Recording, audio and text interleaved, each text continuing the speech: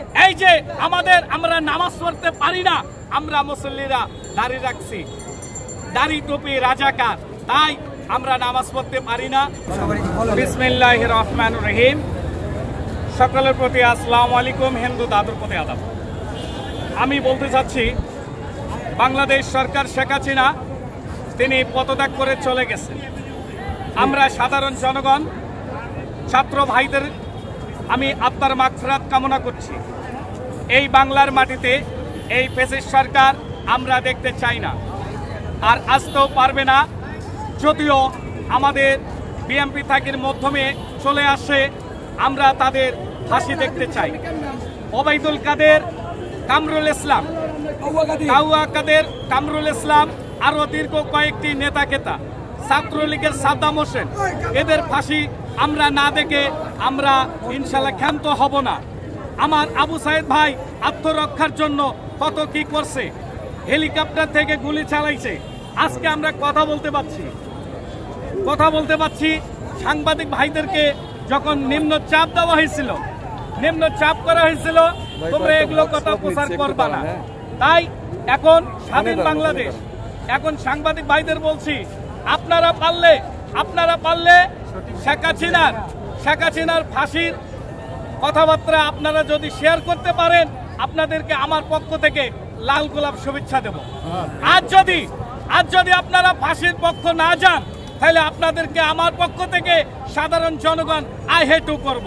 কারণ এই স্বৈরাচার ফ্যাসিস্ট সরকার আমরা দেখতে চাই না। ছাত্র ভাইদের জন্য আমরা আত্মার মাগফিরাত দোয়া করি, আল্লাহ তাআলা তাদেরকে জান্নাতবাসী করুক।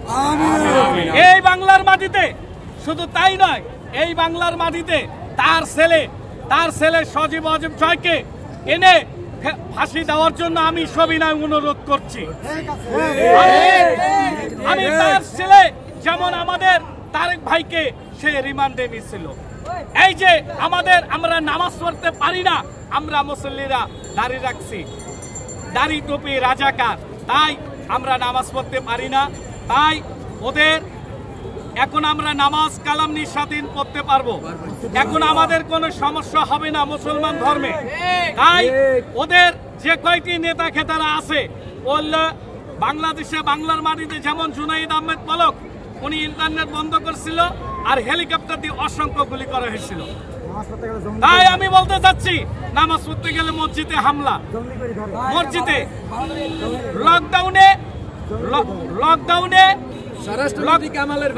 লকডাউনে সিনেমা হল খোলা রাখে, মসজিদ ঘর তালা থাকে। শবে বরাতের নামাজ আমরা পড়তে পারি নাই। তাই উনি পদত্যাগ করছেন, উনি ওনার জীবনটা নিয়ে যে চলে গেছেন, উনি মনে করছেন আমার জীবন ধন্য। আমি মনে করি আপনার জীবন ধন্য নয়। এই বাংলার জনগণের কাছে আপনার কাঠগড়াতে দাঁড়াইতে হবে। আমি দৃষ্টি প্রতিবন্ধী, আমি আপনার, শুধু আমি কেন, আমরা সাধারণ জনগণ, আবু সাইদ ভাই থেকে শুরু করে তাদের পরিবার থেকে শুরু করে আপনার ফাঁসি দেখতে চাই। আপনি যে ফাঁসিতে ঝুলবেন, এটা আপনার ওবায়দুল কাদেরও ঝুলবে, আপনার সন্তানরাও ঝুলবে, আপনার আইনমন্ত্রী আনিসুল হক এবং বিচারপতি, তারা সব ইনশাল্লাহ। আমি বেগম জিয়ার পক্ষ থেকে বলছি, আমি দৃষ্টি প্রতিবন্ধী সাধারণ জনগণ থেকে বলছি, আপনার আইনমন্ত্রী আনিসুল হক কে কোথায় পালাবে?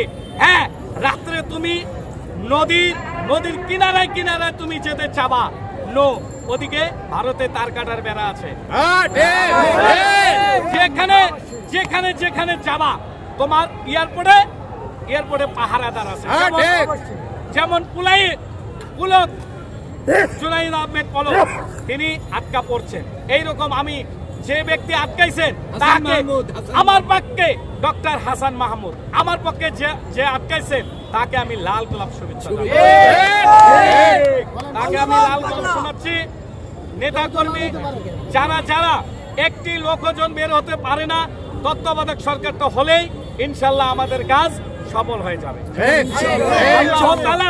আমি এই বাংলার মাটিতে শুধু আমি যা বলতে চাচ্ছি, আমি এই বাংলার মাটিতে আপনি স্বৈরাচার সরকার আপনি আসতে পারবেন না। আপনি চলেছিলেন, আপনি বাবার দেশ, আপনি বলেন যে এটা আমার বাবার দেশ, আমি বলি ঠিক আছে তোমার বাবার দেশ, এখন তুমি চলে গেলে স্বামীর দেশে। এখন তুমি যার সঙ্গে সেলফি তুলছো সে কি বলেছে, তোমার স্বামীর দেশে তুমি থাকো। আগে তোমার হাজবেন্ডের কাছে তুমি যে আশ্রয় নিয়েছো